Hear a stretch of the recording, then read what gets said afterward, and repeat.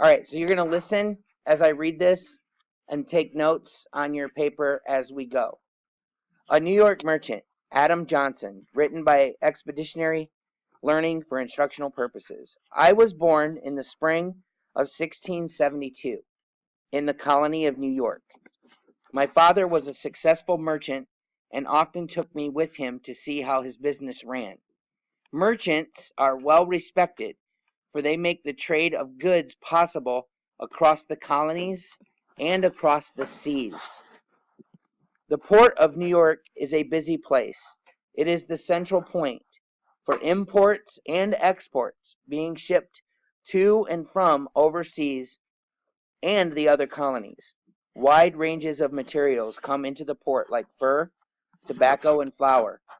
These items are sent abroad or aboard the merchant ships and sailed back to Europe. Father's merchant ships would return to the colonies with many goods not easily found or made in the colony of New York, such as tea, sugar, silks, and spices. The colonists depend on merchants to get what they need, and merchants make a living from their trade. Merchants buy and sell goods for a profit.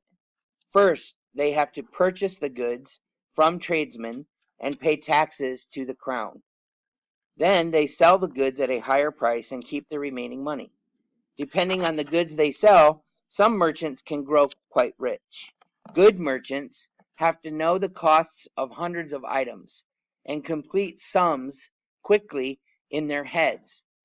I learned this skill at a young age.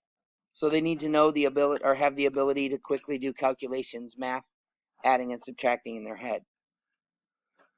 All these years later, I have learned a lot from my father and others about being a good merchant. I have done quite well for myself. I now own a storefront near the port in which to sell my goods.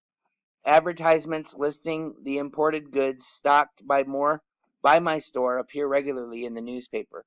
These ads bring large numbers of people to town and into my store. It is a good living.